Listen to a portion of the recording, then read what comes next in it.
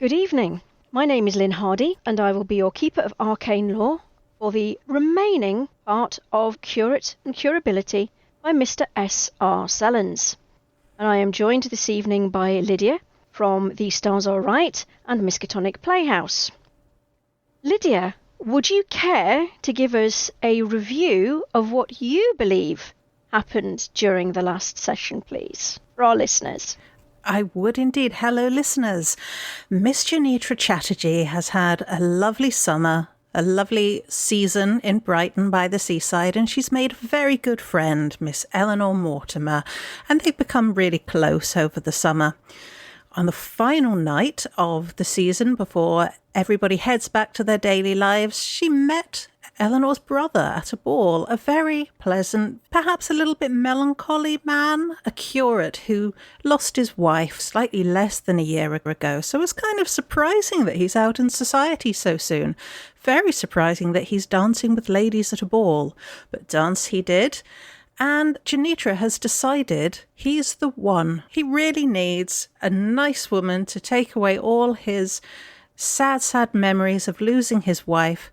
And she's been invited down to the vicarage in Hampshire by her new friend, Miss Eleanor, and she's staying there, and hopefully will have a ring on her finger before too very long.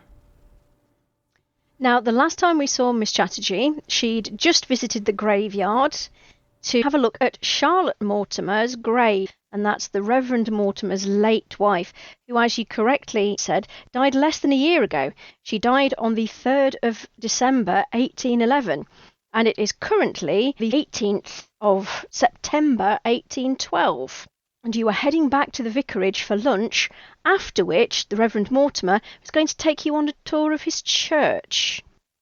And if that's not a hot date, I don't know what is. Probably what counts for a hot date in Hampshire at this point in time, yes. Pretty much. You have to make your own entertainment.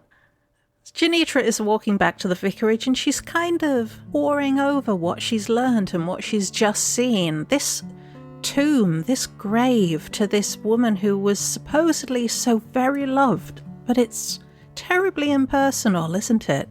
There's no comforting Bible verse, there's no epitaph about losing somebody or leaving him behind. It's just names, dates of death, that's it. That's very odd.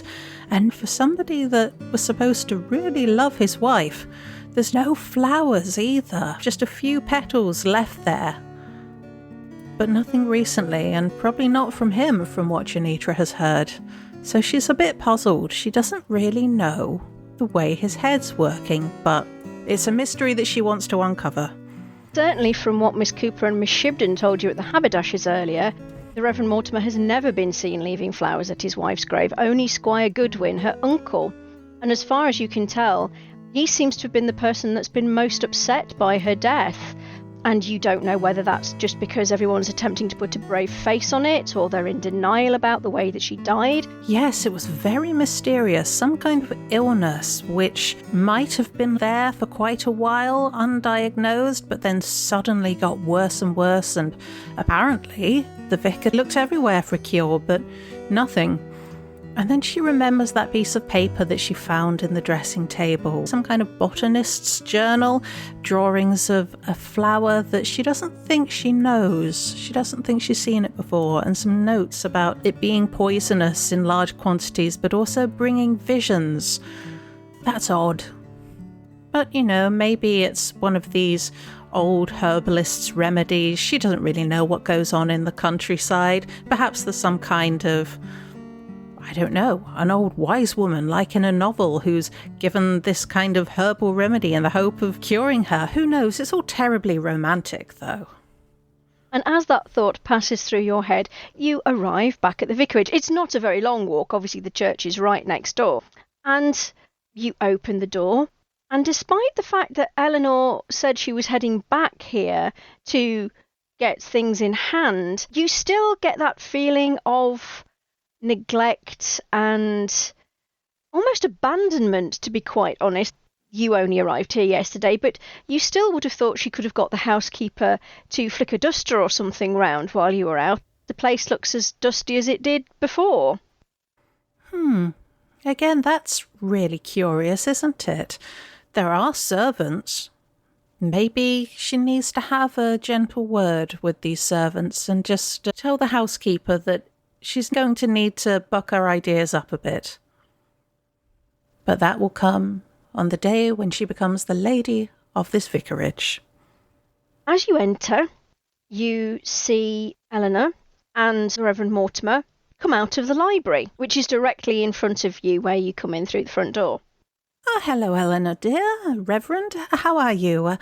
I've had a most bracing walk back from the church. It's such a pretty village. Eleanor smiles at you and walks towards you. Oh, hello. I'm very glad that you've had a good walk. Oh, you'll be ready for lunch then? Oh, very much so, yes. The country air is so soothing and also reinvigorating, and I shall do full justice to the housekeeper's good cooking. She takes you by the arm and starts to turn you away. But could you give me a spot hidden roll, please? I can indeed. Let's see if the dice roller likes you any better tonight. Oh, yes, last session was the worst dice I've ever had in my life. Let's see what we've got. This hates me. 74 over 60. You think you catch a movement out of the corner of your eye as she's turning you away from the library door, but you just don't really see what it is.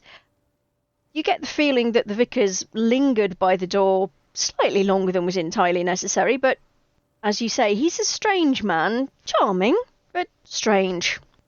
You head into the dining room. There, on the dining room table, is some fresh baked bread. And Eleanor smiles and says, I hope you don't mind, but there was a little bit of stew left over from last night. And seeing as you mentioned that you've just had a bracing walk, we thought that you wouldn't mind helping eat up the rest of it. Janitra puts on a very polite smile. It was terribly, terribly boring stew, but oh well. Oh, of course not. Waste not, want not. And you hear Reverend Mortimer come in behind you and head for his seat at the head of the table. He said, I'm pleased to hear you express such common sense, Miss Chatterjee. In her head, she starts thinking she really needs to introduce these people to seasoning. So you sit down. Can you give me another spot hidden roll, please? I can. And that one was a success. 54 against 60. Now, this is definitely the same stew that you had last night, some sort of pork or veal or something. But you notice that the stew that the Reverend Mortimer and his sister are eating doesn't appear to have any meat in it. You didn't notice that last night. You're assuming possibly because of the low lighting in the room with the candles. That's unusual. Maybe they're just being good hosts and trying to give the guest what they think is the best portion. Yes, that's very odd, because she did say that there was some left over, and if there wasn't enough to go round, surely it would have been given to the servants, or, well, he's a vicar. Perhaps it should have been given to the poor instead. Even in a place like this, there's got to be a couple of people who are going hungry who'd appreciate some good vegetable stew. But she's too well-mannered to make a point out of this, so she just eats, trying to look as though she's enjoying it. So, Miss Chatterjee, what did you think of the village, says the Reverend, as he very carefully eats his stew? Well, the haberdashers was just wonderful. I wasn't expecting to see somewhere so well-stocked outside of London. It's very lovely, the most beautiful laces and silks. And the ribbons, absolutely gorgeous. He nods politely at you, but you get the distinct impression that this is more his sister's domain than his. Pretty much. There's this momentary sadness passes over his face. And he said, Charlotte spent many happy hours there choosing fabric for her garments and her fripperies. Yes, we are most fortunate to have such a well-stocked, as you say, business within such a small village. It's one of the remarkable things about Osney Grange. Yes, the proprietress must be a rare businesswoman. I'm very admiring of her to have made such a success of a small business. She too was widowed young, I believe, but has a sensible head on her shoulders and has made much of what her husband left her. Oh, how very, very sad. Was it unexpected? Do you know, I can't honestly remember the details. It's quite a long time ago. She's been widowed for most of the time I've known her, to be honest. Well, she seems to be doing very well for herself. I think we can all appreciate that. I'm looking forward to seeing your church. I had a brief turn around the graveyard. Ah. Very, very old, isn't it? Ah, yes. And you see his face fall again. Can you give me a psychology roll, please? Intriguing.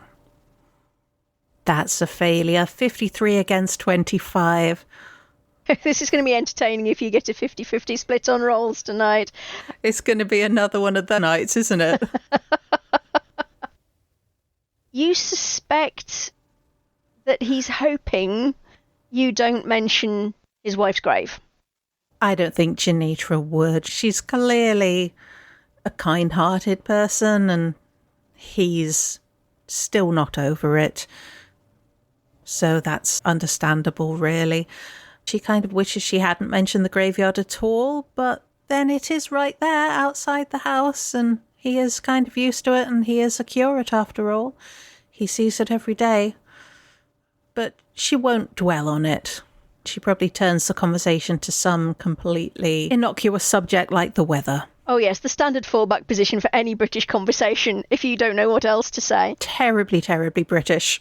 And you chat quite merrily about the weather conditions. Oh yes. The Reverend talks to you basically about how it's the weather and the harvest and how it's affected it, and how he's concerned about certain of his parishioners if the weather turns and there's a bad harvest. Until Eleanor basically goes, Henry, I'm sure Miss Chatterjee is ready to go and see the church now. Oh yes, I am very much looking forwards to it. The Reverend seems slightly startled by the interruptions. Oh, yes, of course, yes. If you'll allow me to get my coat and walking cane, I will meet you in the vestibule in a few moments, Miss Chatterjee. Of course, I shall fetch my bonnet. And she does. And she does. Is there anything else she'd like to do while she's fetching her bonnet? I don't think so. I don't think there's anything she would need to say to Eleanor. Everybody knows where she's going, and it's just going to be a perfectly innocent little walk. Although she does wonder if she's being a little bit daring in not going out with a chaperone in the afternoon. My word. It's fast. Yes, remarkably so. Although he is a vicar. He is a vicar. Everything will be perfectly above board, I'm certain. Although there were obviously the rumours about the unseemly haste with which he married his former wife, and also the fact that they courted scandal by sneaking off without chaperone. Oh, this is very true. Perhaps she should ask Eleanor to come with. That's up to you. Yes.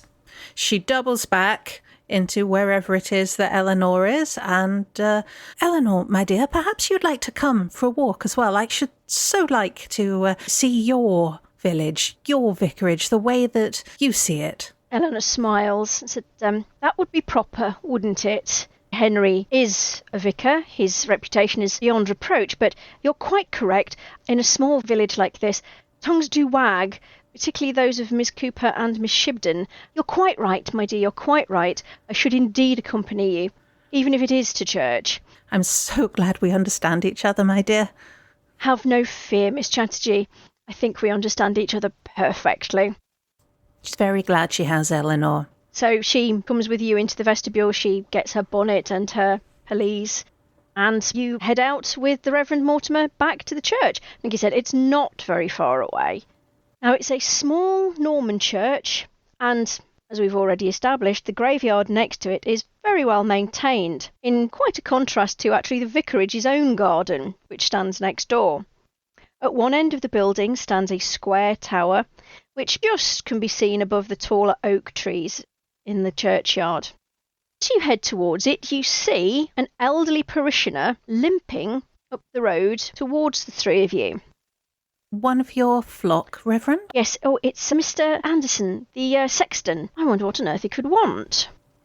He works so hard. This is such a wonderfully well-kept building. I should love to meet him. Oh, yes, of course. Hello, Mr. Anderson, how can we be of service? And the old man comes towards you. Oh, Vicar, glad to catch you. I need to have a word with you and Miss Eleanor about the services and the cleaning rota in the church and the burial for old Wilkinson next week. I don't suppose I could borrow you for a few minutes, could I, Vicar? Oh, please do. Go ahead. Don't mind me at all. Oh, sorry, miss. Begging your pardon. Anderson's the name. Sexton. Begging your pardon. And he gets all flustered and starts wringing his hands together because he's just introduced himself to someone he doesn't know. She's kind of surprised that the Reverend didn't introduce her, but she just kind of nods and says, "How do you do, Mr. Anderson? I'm guessing women didn't offer to shake hands in this period?" No. No, I don't think so. Particularly not with members of the lower classes that dig graves. No. Eleanor suddenly seems to realise, Henry, really, where are your manners? Mr. Anderson, this is our house guest, Miss Chatterjee. She's here for the weekend.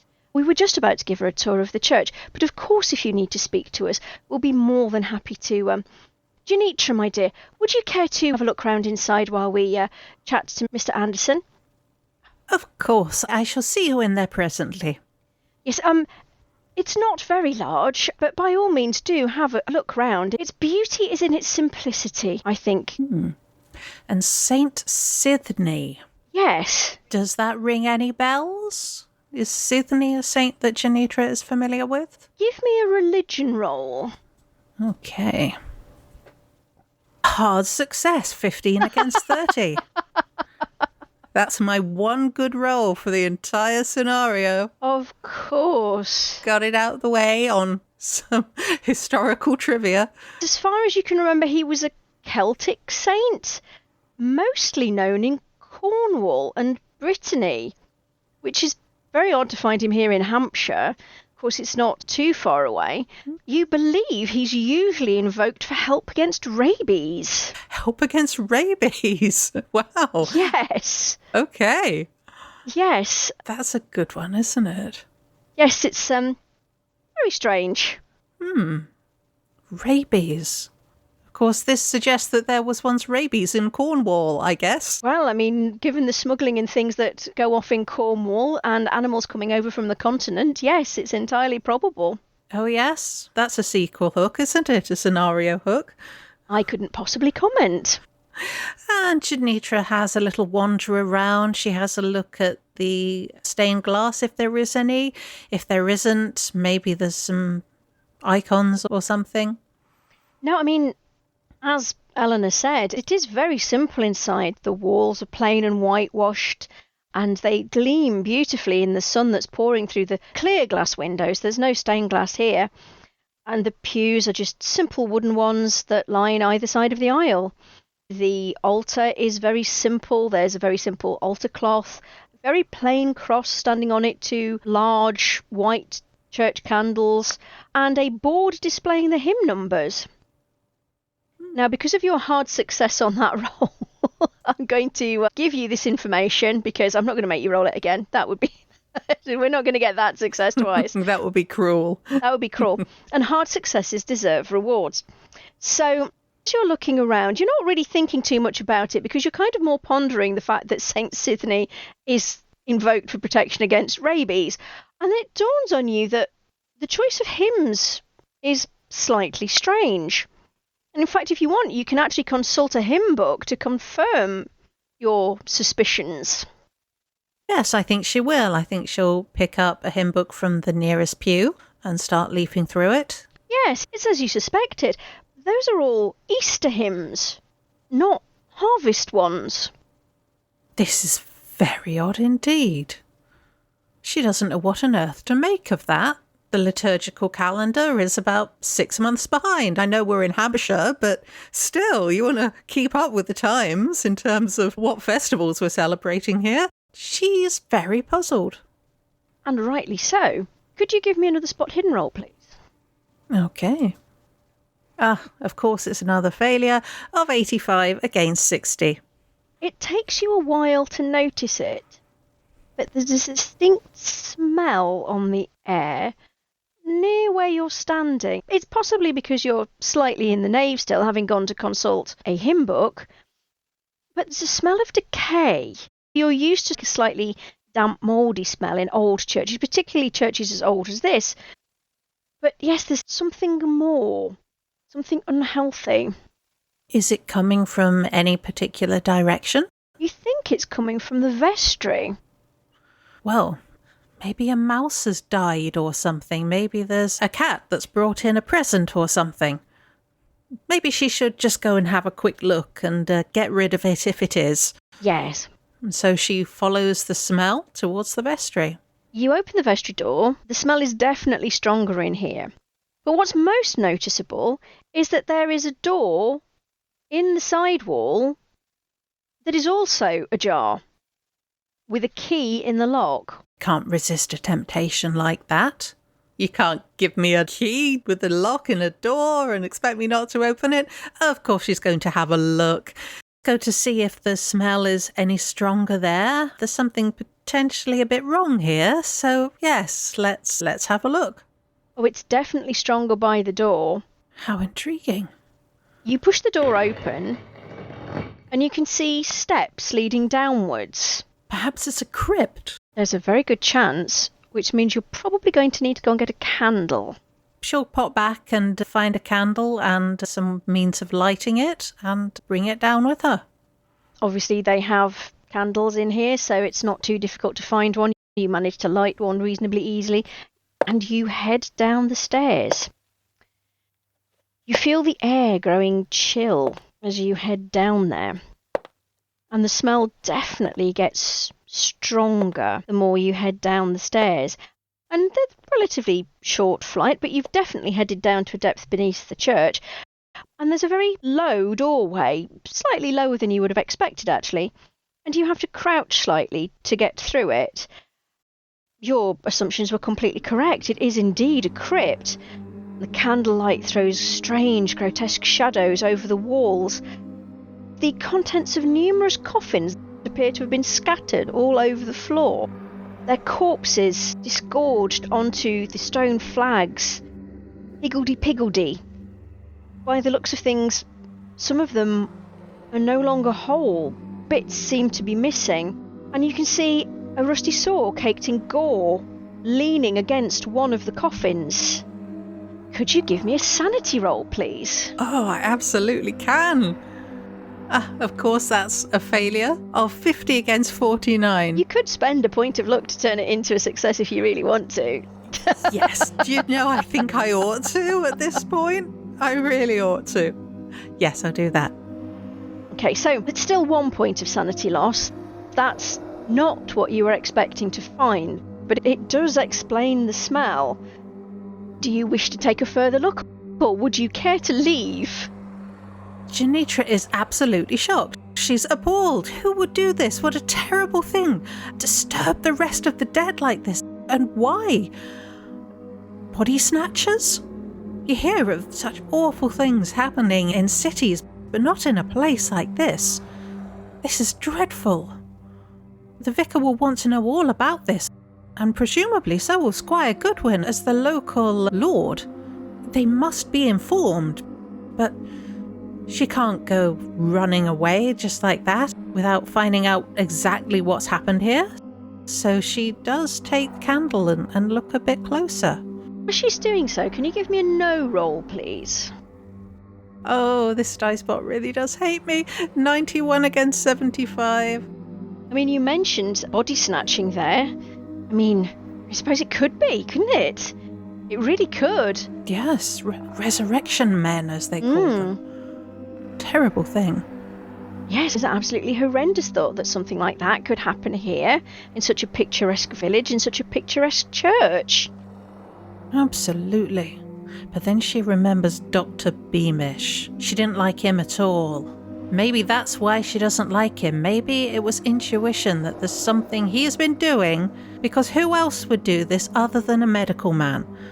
That's very true, actually. And the rumours were that he did have to leave London for unsavoury and or unethical medical practices. Absolutely. You knew he was a wrong 'un. He was absolutely a wrong 'un. As Miss Chatterjee has more of a look around, you can see that, yes, a lot of the coffins down here have been opened. The bodies have been dismembered with the saw by the looks of things.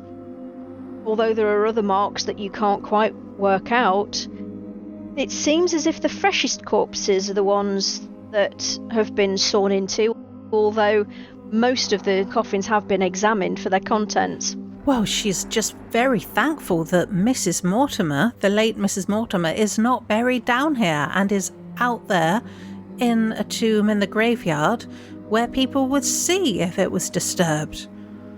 But I wonder who these people are, she thinks to herself, and tries to look at the coffins to see if there's any kind of plaque on them. Is there like any kind of brass plate screwed onto them to see their names? So they're quite recent, did you say, the ones that have been sawed? Yes, it seems to be the more recent ones. Yes, the names don't really mean anything to you. There's Hubert Farringdon, Eliza Farringdon, there's a Goodwin, and there seem to be other names that you suspect are possibly members of the local gentry. That makes it even worse somehow, that it's the gentry. And Goodwin, she's heard that name before because he's the local squire. Makes it even worse that it's not quite the Todd, but getting towards it, isn't it? Who've been mutilated in this way. Give me an intelligence roll as well. Of course. A hard success of 17 against 55. Now you think about it, the name Farringdon is familiar as well. Hubert Farringdon was Charlotte Mortimer's father, and Eliza was her mother. Oh no. The Reverend is not going to be happy, is he, when he hears about this? No, he is not. Oh dear, this is going to need some careful handling. She's going to have to talk to Eleanor about it, or maybe even if she could get Mr. Anderson, the sexton, away quietly to just find out who's been here lately. You can't just drop this kind of information on the poor Reverend. He'll be absolutely appalled. And it reflects badly on him as well. This is his church. They need information. They're going to need to solve this before taking it to the authorities. Exactly. What does Miss Chatterjee do? Backs away and goes back upstairs and tries to peek out of a window to see if they're still talking to the sexton or if Mr. Anderson is headed back off to do whatever he does in the graveyard. You can see the three of them over in a particular corner of the graveyard. From the way Mr. Anderson is gesticulating, you're assuming they're discussing where the grave for old Wilkinson, whoever that happens to be, is going to be located.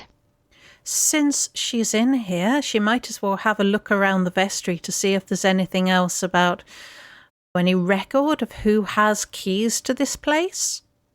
Give me a spot hidden roll then, please. A hard success of 13 against 60. Has the curse been broken? Is all they needed to do lose some sand? You never know with this dice roller. You have a good look around, and there are record books. There's a list of hymns that have been sung. There's the liturgical calendar with various different things marked off on it in the diary. There is a list of keys. And as far as you can tell, the only people who have them are the Reverend Mortimer, Mr. Anderson, the sexton, and there is supposed to be a spare key on a hook somewhere in here. You're assuming it's probably the one in the door. Absolutely. She was going to go looking for a spare hook to see if that was the key. But yeah, it would seem it would have to be, really, wouldn't it, logically? Well, somebody has been in here, but why did they leave the key in the lock? And then the horrible thought occurs to her, maybe they're coming back. Oh, goodness. So she rushes back into the main body of the church and sits in a pew and folds her hands and looks like she's just sitting there in quiet prayer. About 5 minutes later, you hear footsteps, multiple footsteps, and you hear the Reverend Mortimer, Eleanor, and Mr. Anderson chatting as they come into the church. And she just is murmuring under her breath, "For thine is the kingdom, the power and the glory forever and ever. Amen." "Oh, Reverend. Hello. Miss Chatterjee. What a lovely church you have here. So very simple and strong and classic. Norman, you said? Yes. Very old. Yes. Yes, it is, yes, from the time not too long after the conquest. Firmly rooted in the soil. A wonderful, simple place for prayer and reflection. Very much so, very much so. The hymns, they're traditionally sung at Easter, are they not? Are they favourites of yours? You see his face fall again. They were favourites of Charlotte's. She used to help me choose the hymns every Sunday. Forgive me. I didn't realise which ones I'd chosen. They just said they were always her favourites. Yes. And he looks really rather flustered. Can you give me a psychology roll, please? I can. 26 against 25. I think that demands a luck spend, doesn't it? I think it does. It really does. Okay, just the one. As a treat. It's odd. It's not sorrow as you first thought. Guilt? Guilt? Yes. Well, I suppose guilt is maybe quite natural. He's moving on with his life. He's speaking to her. He's invited her to see the church. He's got house guests. Perhaps he's just questioning himself a bit. Maybe that's understandable. Yes. But she'll just try to look very understanding and say, I'm so sorry, Reverend. I didn't mean to distress you. Please forgive me. Oh, there's nothing to forgive, Miss Chatterjee. You're quite right. It is a strange selection of hymns for this time of year, but there is nothing to forgive. And you see his sister basically take his arm and just pat it gently and affectionately. Is your business with Mr. Anderson concluded? I'm sure he must have so much to do. This must be a lot of work for just one old gentleman. Aye, that it is, miss. None the worse for it, he says, and smiles. I think that's just about it, Vicar, if you don't mind. I'll let you get on showing your guest round. Thank you, Mr. Anderson. And he makes his excuses and leaves. Janitra's going to want to get Eleanor on her own, definitely. Needs to tell her what she's found down there in the vestry. And maybe they need to get out of this church altogether before whoever it is comes back. Ah, Eleanor, perhaps we should take another turn around outside. I'm sure that the good Reverend has work to do if there's a funeral coming soon. Oh, yes, if you don't mind. Is there anything that you would like me to show you about the church? Is there anything that you would like to know? Oh, actually, the tower. I would love to see the vista from the tower. Perhaps Eleanor and I could go up there. And is it safe to climb the stairs? Oh, I'm afraid that it's just a ladder up to the bell loft. The ropes are just over there, as you can see, behind that. Oh, no, of course the curtain's in the way. And he wanders over and pulls the curtain so that you can see. I'm not sure that the ladder's really quite secure enough for you ladies. It's really only used by Mr. Anderson for maintenance, as required. Oh, well, not to worry. Just a passing fancy. I can quite understand, yes. Say, Winchester Cathedral, a magnificent views from the top of its tower. I'm afraid we are nothing compared to Winchester. Well, perhaps one day you can show me round Winchester Cathedral, Reverend. Yes. And she's immediately planning wedding venues in her head, and Winchester Cathedral is high on that list now. Yes, of course, yes. Well, if you will excuse me, I'll go and see to, yes, the funeral arrangements, yes. I'll see you back at the vicarage later. Until then. And as soon as he's out of earshot, Janitra will grab Eleanor's arm and speak very urgently. Eleanor, who else has been in this church today? I don't really know. Is there any particular reason for you asking? Yes, there's something terribly wrong. The doctor, Dr. Beamish, does he ever come here? Oh, not very often. He's not a particularly God-fearing man. The brute. The crypt. I could smell something, so I went into the vestry and down the stairs into the crypt. It's been disturbed. The family there, the good people of the village, Mrs. Mortimer, the late Mrs. Mortimer's family, their bodies have been mutilated. Their coffins broken open. It's a terrible thing. We have to find out who did it, Eleanor, and we have to tell the Reverend, but I just don't want to upset him. We need to find out who did it before we go to him. You see her face go really stony.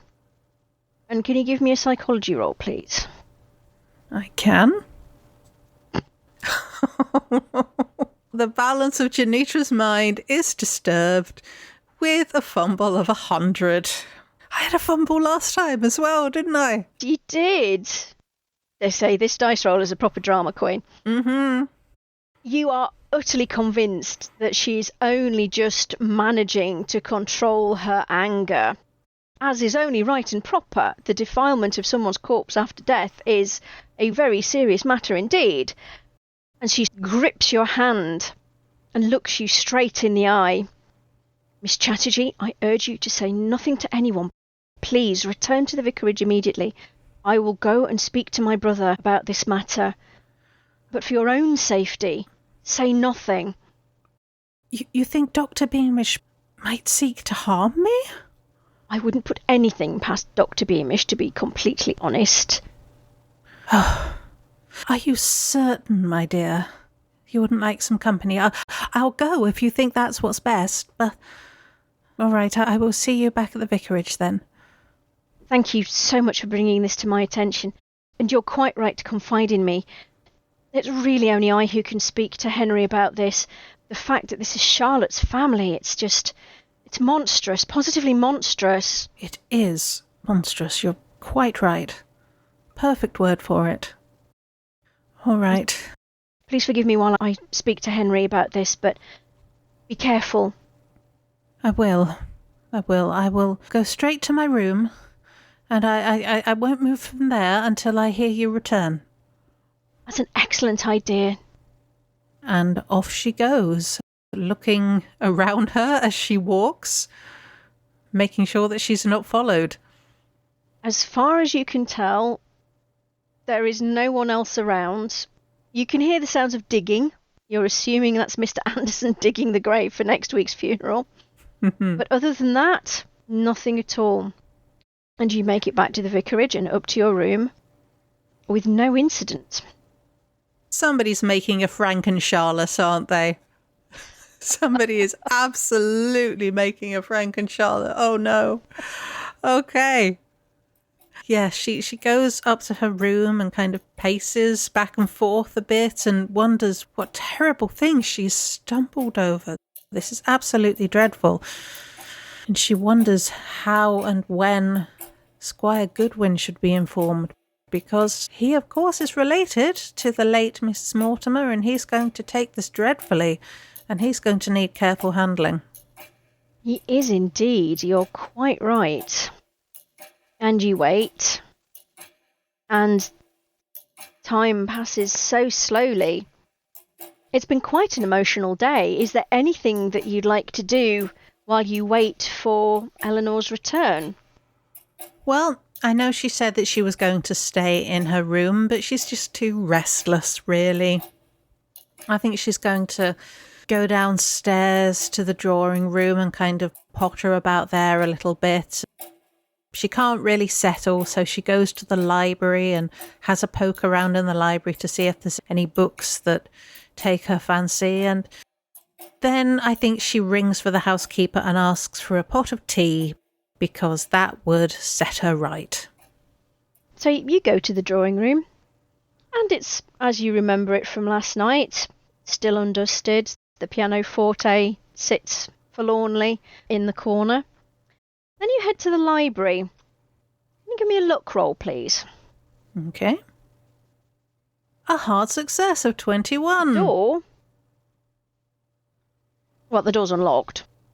So to library. full of leather-bound volumes in a variety of classical languages. Now, on the desk, you can see there are various scattered bits of paperwork. And this room, as opposed to in the dining room, seemed to be in a much better condition. It's not dusty in here.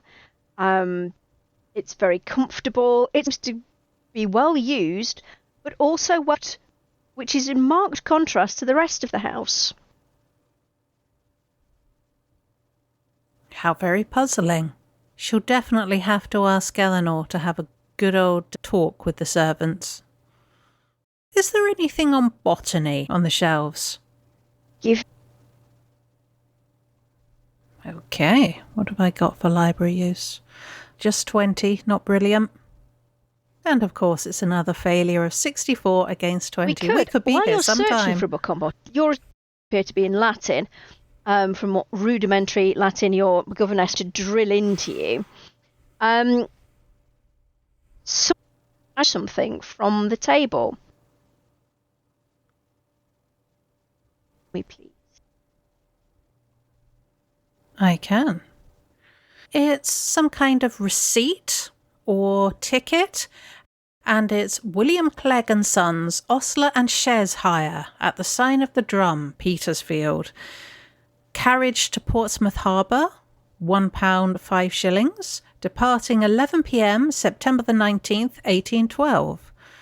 Turnpike fees, 6s and 2p. Unsociable hours, £1. And second rider, 10s. What's the date again today? It's September the 19th, September 1812. Today. Oh, somebody is going to leave the house today. That's odd.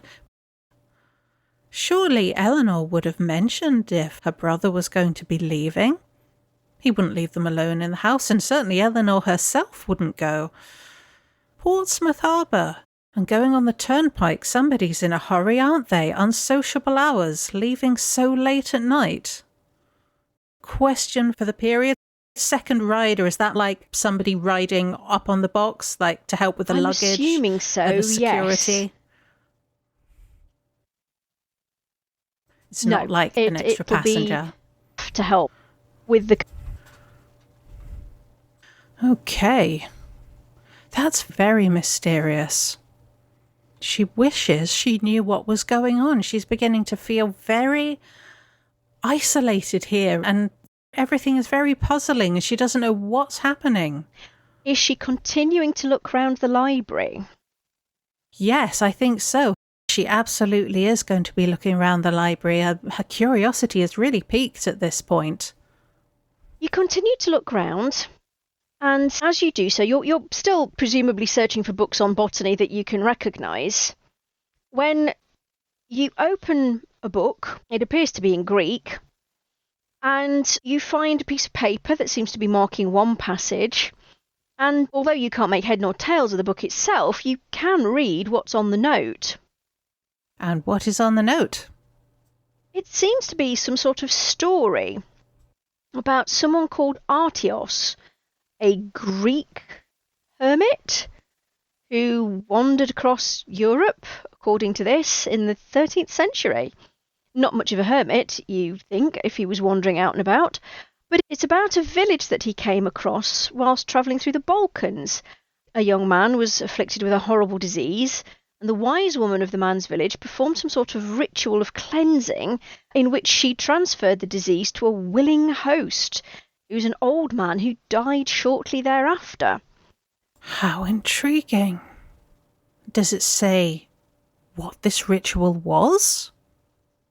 Something to do with the moon and an appeal to a goddess, and something about how the person who was healed would then later in life become a willing host for someone else's disease. Goodness. Well, it's a terrible story. Fascinating story, but what a terrible thing to transfer your illness onto somebody else. That's not at all how things are supposed to work. Is there anything else in the book? Any pictures? She's going to leaf through it to see if there's any pictures of this strange flower. She can't get it out of her head. The flower that was on the journal page that she found in the dressing table. Give me another library use roll. Okay. Oh, another failure of 52 against 20. There are things that almost look like it, but not exactly like it. There's very strange things happening in this village. Poor Mrs. Mortimer with her illness that nobody could diagnose, and now her family, their bodies being mutilated like that. This is not a good place. Something needs to be done about this. And this very unwholesome story, my word. And she wonders if Reverend Mortimer was driven to believing in this kind of story. Who wouldn't, when somebody they love is being taken from them, looking to get those feelings out, looking in terrible stories and trying to find alternative means of healing the one they love? But surely nothing like this. Surely not. He's a good man, a good Christian man. And the fact that his wife died suggests that even if he did attempt it, it presumably didn't work. Absolutely. It's just a story, that's all it is. Yes, it's a rather ghoulish one, but yes, it is indeed just a story. And with nothing else in the library taking her fancy, she goes back upstairs and back into her room and waits some more, I think. Shortly after you return to your room, you hear the front door open and close. You hear footsteps on the stairs and a knock at your door. Eleanor? Yes, it's me, Janitra. Oh, come in, my dear. How are you feeling? Oh, a little disturbed, if I don't mind telling you. It's what a terrible thing to happen. How was your brother? How did he take it? Not well, I'm afraid. He was as angry as I've ever seen him, and so upset as well. It's just the desecration. I don't blame him. It's dreadful. So, how are we going to find out who did it? I know that there aren't that many keys available. Just that one spare key that was left there on a hook in the vestry, and whoever it was must have used that one to get in, although I suppose it could have been Mr. Anderson the sexton, but why? Why would he do that? Oh no, it's not Mr. Anderson. He would never do anything like that. He's a thoroughly respectable man. I think we're going to have to bring it to the attention of the squire, although he'll be very upset as well, I'm certain. Well, as local magistrate, yes, he is the person we would need to inform. But you mustn't worry yourself about this, Janitra. Henry will take care of all of it.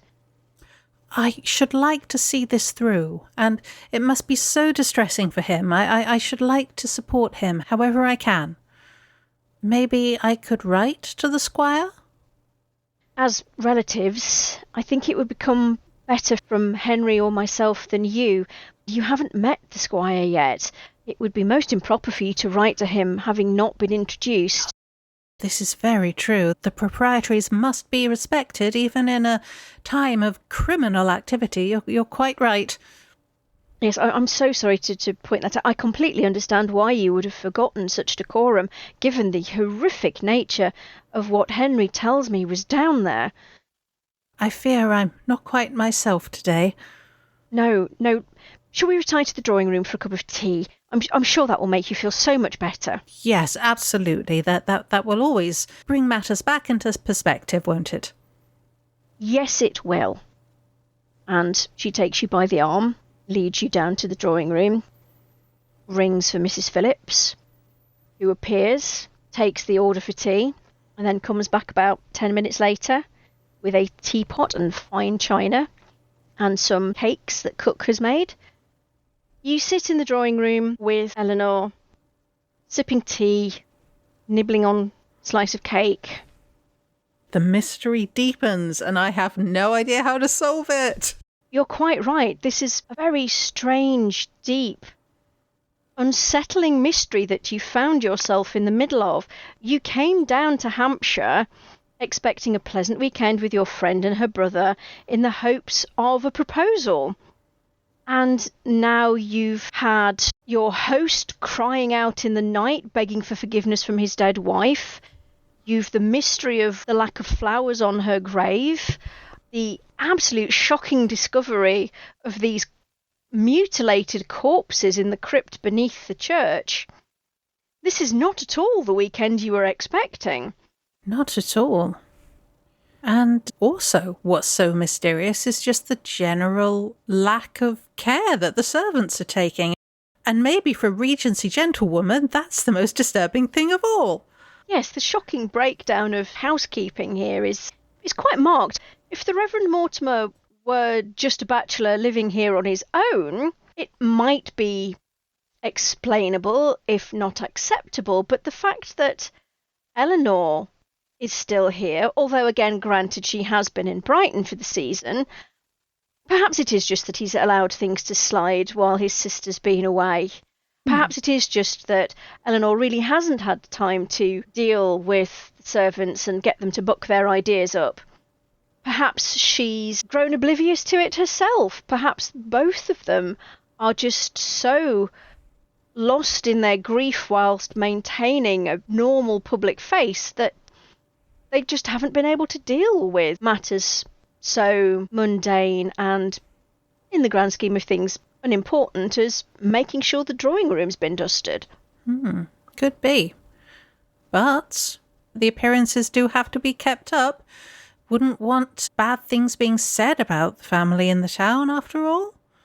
This is very true. You can see you're going to have your work cut out for you.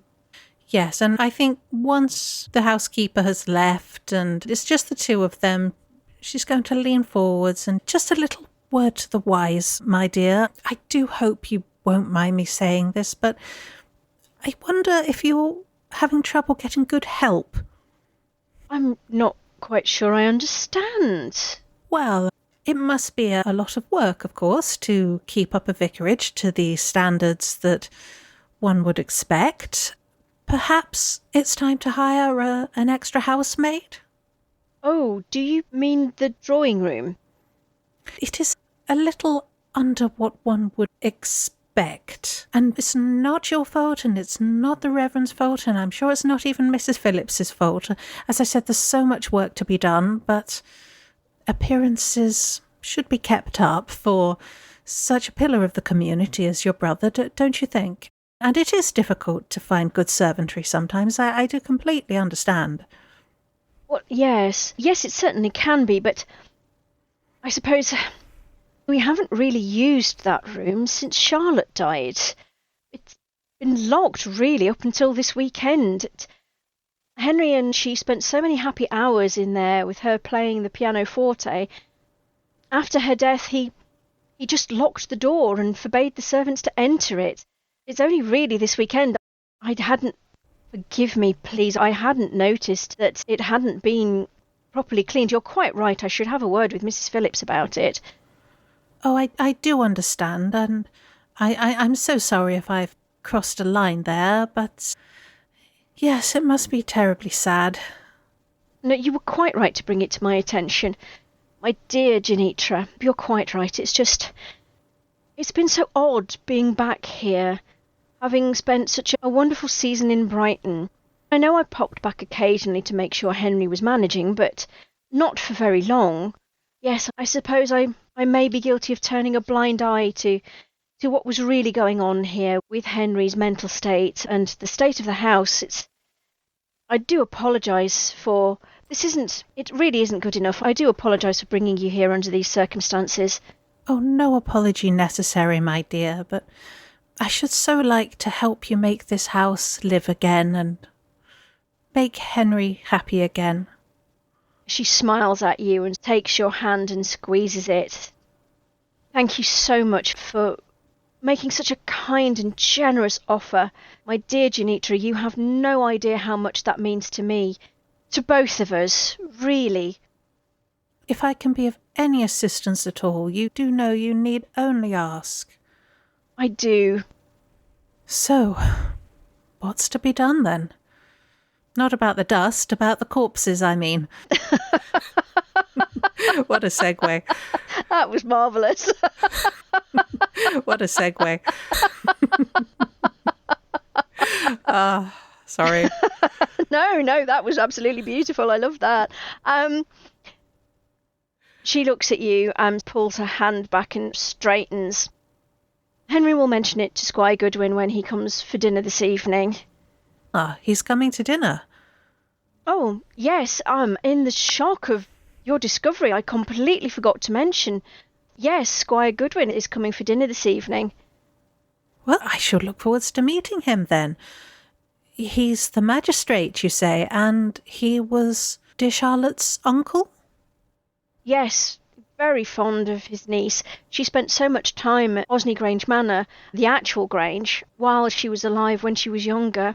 That's how she met Henry, was at a ball there. How romantic.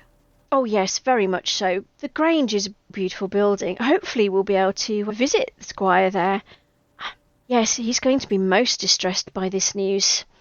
But I'm sure Henry will handle it with tact and diplomacy once the Squire arrives. Yes. Potentially after dinner when the gentlemen withdraw. I would have thought. It's not really something one wants to discuss before dinner. No, certainly not. Not by the look of those bodies. Try not to think about it, my dear. Well, it's difficult not to, really. I never would have thought that anything like that could happen here. No.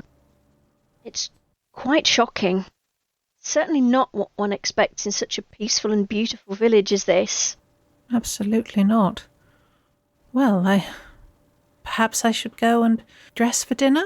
Yes, I believe the Squire is due a little earlier, so we may make formal introductions. Well, definitely a gentleman I shall look forwards to meeting. I'm sure he will enjoy meeting you too, my dear. If there's anything you need, please call, and either myself or Mrs. Phillips will get it for you. Thank you. I think I would enjoy a hot bath to warm myself up and get rid of the cobwebs from the mind after seeing such a horrible sight today. Perhaps you could ask the maids to bring up a bath. Yes, of course. I will ask Mrs. Phillips to take care of that for you. Thank you, dear. And in due course, a copper bath and pails of hot water are brought to your room so that you may get yourself thoroughly scrubbed clean for the evening's proceedings. She can still smell that horrible smell of rotting corpses, and so I think she's taking big breaths of lovely lavender and rose-scented bath water just to try and drive it out. Definitely. So feeling pink and scrubbed and fresh, Mrs. Phillips helps you get ready for dinner. Is there anything else in particular that you'd like to do before you head down to meet Squire Goodwin? No, I don't think so. I guess I could ask her about Dr. Beamish and about Squire Goodwin, but she's a servant and she's not likely to break a confidence or to speak out of turn. So that would probably be a fool's errand, I think. In that case, you head down to the drawing room, which has been given a bit of a dust, you notice. That's good. And Eleanor is there waiting for you.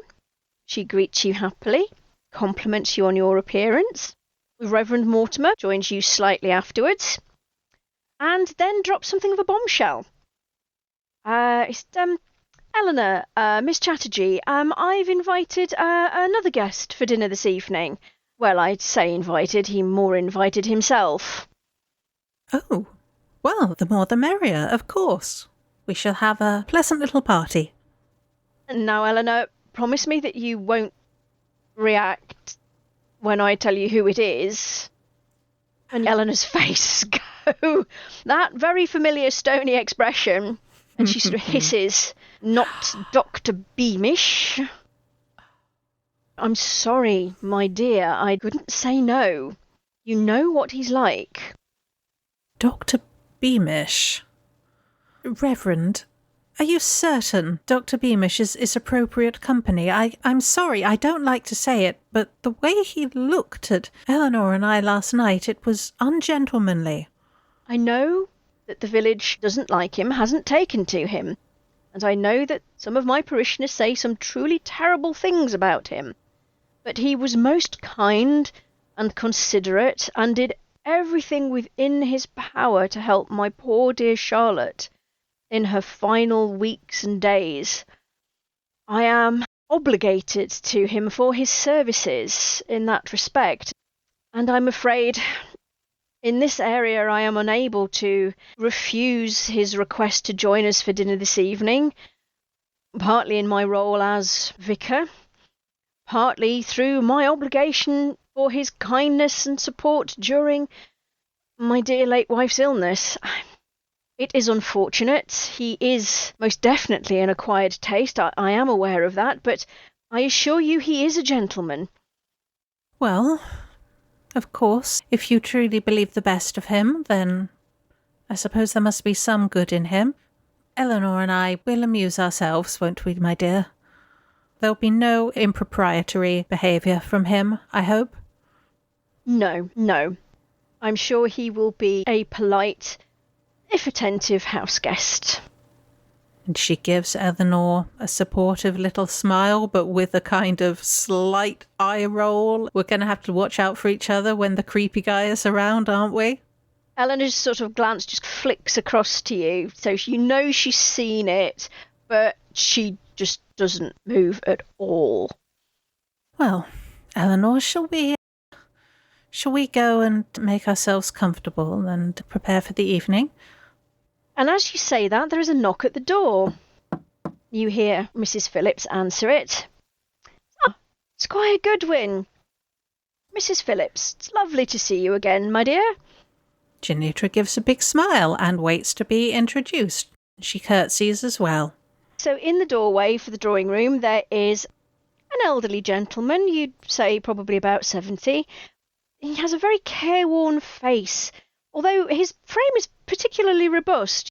You assume from all this healthy country living. He's dressed in a very old-fashioned manner, and in fact is still wearing a powdered wig, which looks slightly comical. There's just, I don't know, there's just a comforting solidity about him, shall we say. He's old school. Mm-hmm. Maybe he reminds her of her father or an uncle or a grandfather or some kind of gentlemanly older relative. Quite possibly. I think she instinctively probably likes him, even though she doesn't know him yet. Henry, my boy, Eleanor, my dear, and who is this charming young lady that I see before me? And Henry does the introductions.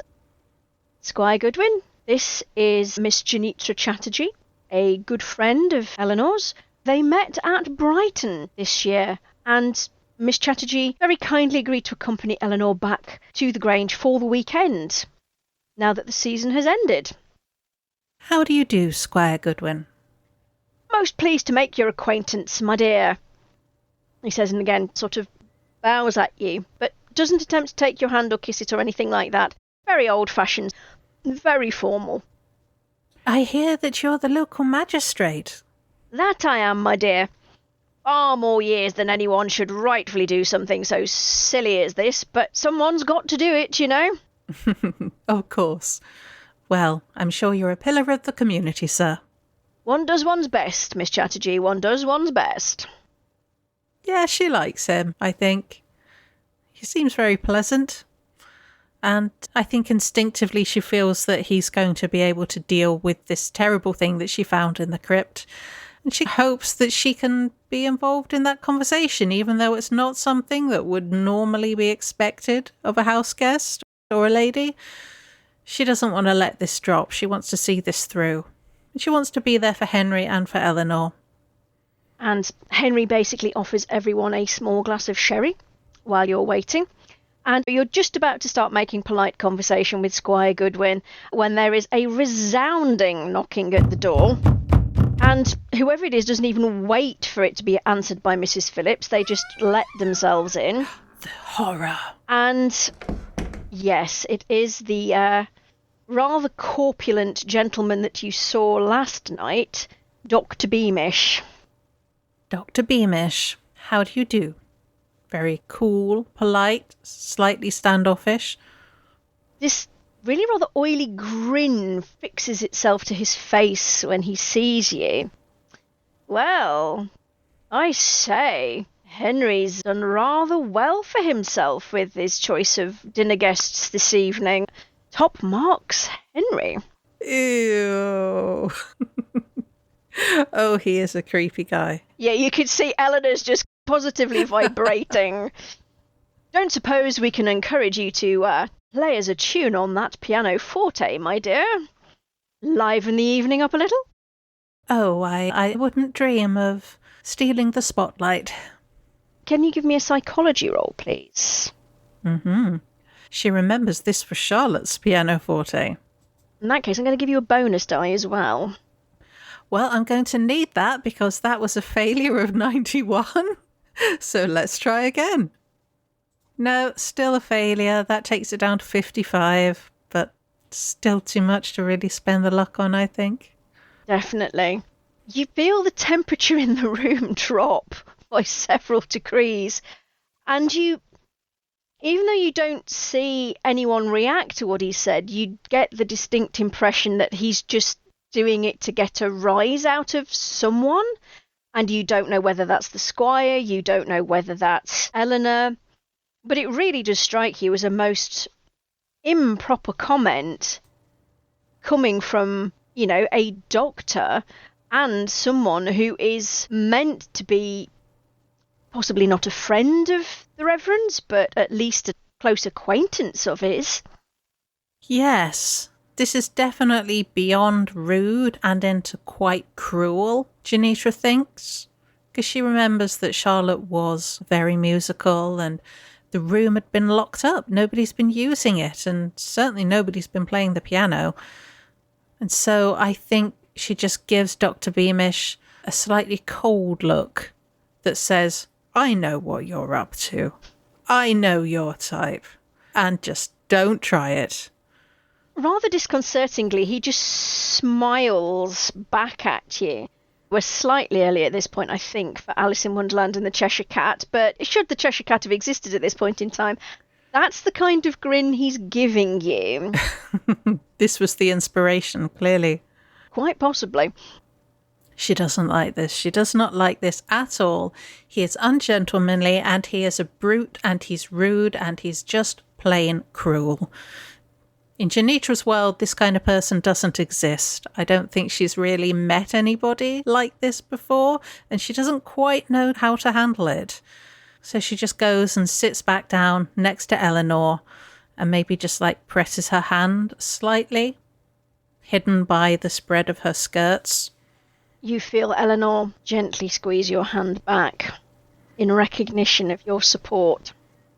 Thankfully, it's not too long after that before the gong rings for dinner, although the conversation before then is somewhat strained. The Reverend is trying to make light conversation. Everything that Dr. Beamish says seems to have some sort of hidden meaning behind it, but you've got no idea what. Squire Goodwin just looks uncomfortable being here and this fellow's presence, which is in marked difference to how he was before he arrived. And yes, it just looks like this isn't quite going to turn out to be the evening you'd hoped for, really. It's not really conducive to a proposal, is it? No, you suspect possibly not. Still, this tomorrow. There is. She kind of hopes that maybe that receipt for the carriage to Portsmouth was for Dr. Beamish, and that he will be far away, maybe on a ship, by this time tomorrow, and she won't have to see him again. And you're thinking this as you walk out into the hallway to move to the dining room. Could you give me a spot hidden roll, please? I can indeed. A success, 31 against 60. Regular success. You know how these things happen. You're thinking about something and then that thing either happens or you see something related to it. And as you're thinking about, well, I really hope that this carriage is to take Dr. Beamish away, you see 3 travelling bags tucked into a corner beside the door. Quite large ones, actually. Do they have a monogram on them? Do they have initials? If you spend that 1 point of luck to make that a hard success, I will let you see what's on the bags. Yes, I shall. Plenty of luck to spend. There seem to be 3 sets of initials. HM, EM, and CM. HMEMCM. Henry Mortimer, Eleanor Mortimer, and Charlotte Mortimer. How odd. Why would anybody be using Charlotte's old things without having had the monogram changed? And more to the point, why would Henry and Eleanor both be leaving tonight? If there's some emergency, then surely they would have told her and they would have arranged a carriage back this evening. This is very odd. And that feeling of not really being in the world that she's familiar with, where people do predictable things and where people say predictable things, comes back to her. Oh, is somebody taking a journey this evening? Eleanor looks at you and says, no, as part of, following up on your instructions, it's merely some things to take to the poor and needy of the village, some old linens, clothing, bits and bobs, to donate to those in need that no longer quite of the standard that a vicarage would require, but too good still to throw away. Oh, that's very kind of you, Eleanor. Can you give me a psychology roll, please? I was going to say, do I believe her, this blatant lie? Yes, you do! With another horrible failure of 80 against 25. You could spend 60 points of luck. Nah. But I think that might be overdoing it a bit. Oh, dear. Yes. I think it's more a case of you want to believe that's the truth.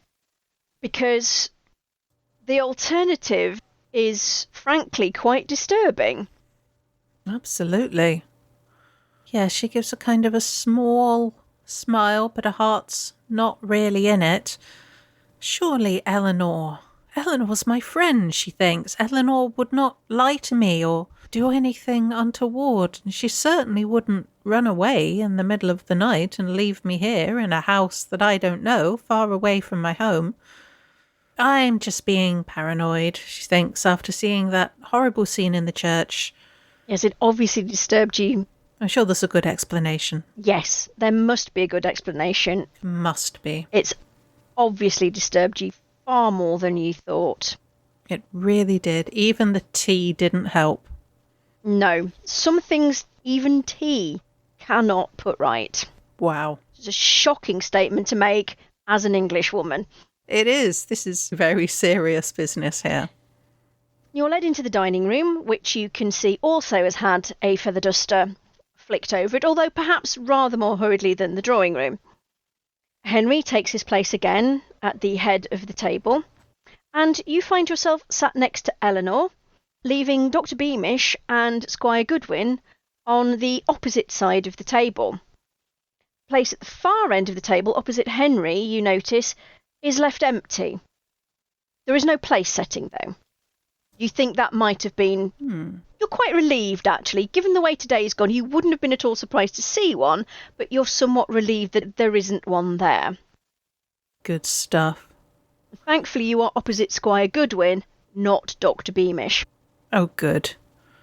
And Janitra makes polite conversation and hopes that it will not be the stew again for dinner. Well, the first course is a soup. Perfectly respectable vegetable soup. Quite tasty, if you've never been introduced to an interesting spice in your life. But, perfectly passable. Perfectly appropriate for a country vicar. And the wine that you have with that is also perfectly acceptable. You get the distinct impression that the Reverend is not one for creature comforts in particular. So the food is good and hearty, the wine is solid if unremarkable, is part of the whole that you've been getting in terms of everything that you've seen here that didn't involve dismembered corpses in crypts. Perfectly modest, perfectly respectable and frugal. And Janitra thinks, well, maybe she'd be marrying down a little bit if she did marry the vicar, which is a slightly disturbing thought for her because she does enjoy her creature comforts and she does enjoy her luxuries. She grew up pretty wealthy, to be honest. But, well, maybe under her guidance things won't be like this forever. Maybe she can introduce him to some of the little finer things in life, and she'll write to her uncles back in Kolkata and maybe they can ship her over a few boxes of spices. That will be a good place to start, to introduce him to some of the more exciting things in life. After all, you know it's not because he doesn't have the money. Charlotte's death left him quite wealthy by all accounts. He's just a sensible, frugal man. Mm-hmm. And as you're thinking that, the main course appears, and joy of joys, it's another meat stew. Yay! And you see Mrs. Phillips bring in bowls for you, Squire Beamish and Dr. Goodwin, and then separate bowls for the Reverend and Eleanor. And a new bottle of wine is brought out and poured to go with the stew. And give me a spot hidden roll, please. I can. 64 against 60. Yes, I'm going to spend 4 points of luck, I think. Now, you already noted at lunchtime that the Reverend and Eleanor's stew was apparently vegetarian. But what you also noticed this time is that, yes, their stew definitely doesn't appear to have any meat in it. And while Dr. Beamish and Squire Goodwin's does, it's not the same as yours. As in, it's a different kind of meat? Yes. Yours looks exactly the same as the meat that you've had since you arrived here. Theirs appears to be beef. How odd. How odd. I think maybe she thinks this is the housekeeper trying to be culturally sensitive. Maybe they've assumed because she's Indian, assumed that she's Hindu. She's not, she's a Protestant. But that's quite a nice kind of thing for them to have thought of, really. Mm-hmm. It is. Can you give me a luck roll, please? I can. A success, 33 against 56. Which is just as well, because as we all know, you cannot spend luck points on a luck roll. Uh-huh. People do ask sometimes. As you're busy thinking about this, something crunches in your mouth. Ooh. Bit of bone, bit of gristle, perhaps. She lifts her napkin and very delicately and politely just removes the offending thing and makes it look as though she's just wiping her lips rather than spitting something out, which would be terribly rude. Yes. No one appears to notice that you've extracted this lump of gristle or bone or whatever it happened to have been. The conversation continues. Dr. Beamish looks at you across the table. Well, my dear, are you enjoying that stew? Good, hearty, healthy food. One must be careful of one's diet. What one eats says an awful lot about one. I'm having a horrible thought about what is in that stew, or perhaps who is in that stew. Are you having that horrible thought? Janitra is not having that thought. Lydia is having that thought. But... Damn, that would have been a sanity roll.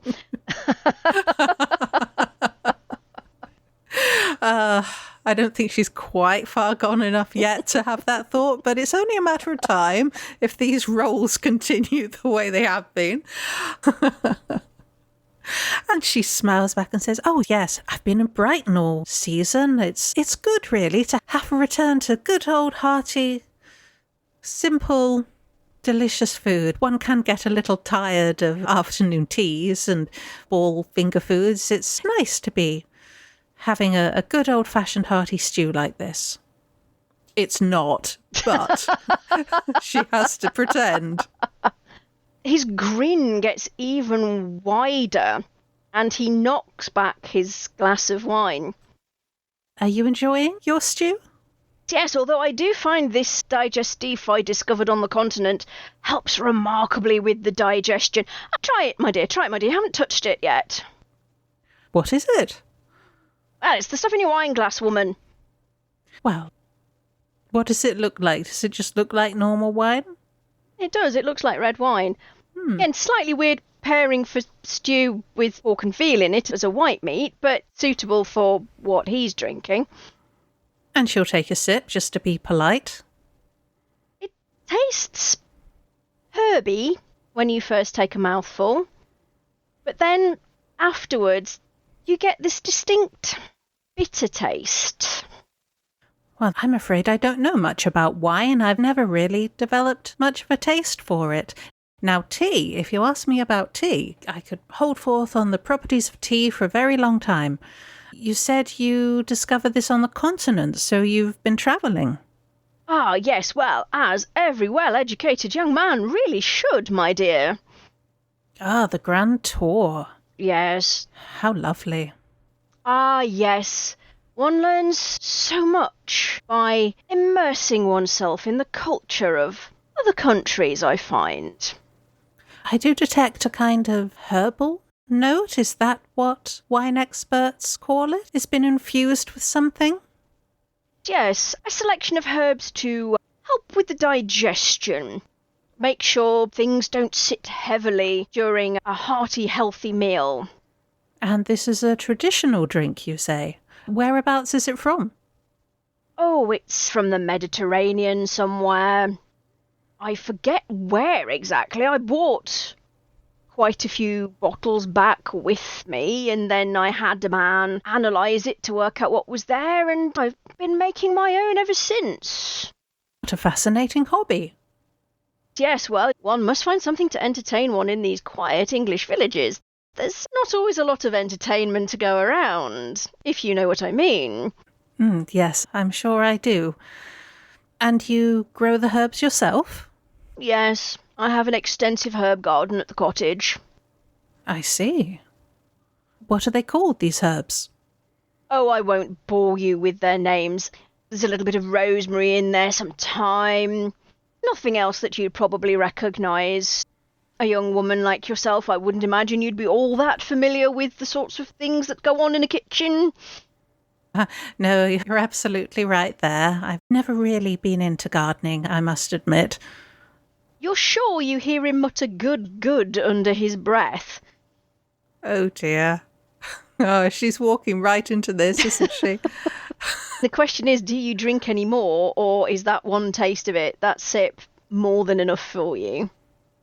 No, I think she might just occasionally take very small sips just to be polite, so it doesn't look as though she's rejecting it. But no, I think she drinks mainly water. I'm assuming water was served as well at the time. I'm going to say yes, because I'm also going to say that the vicarage has its own well, which has a good, clean water supply. And we're in Hampshire, so we've got that nice chalky, clean water, don't we? So Exactly. It's not like getting water from a pump in one of the cities. no. Nice. Is Eleanor drinking it? Eleanor certainly seems to be drinking it, yes. The squire, you can see, is drinking it, but again you suspect more out of politeness than anything.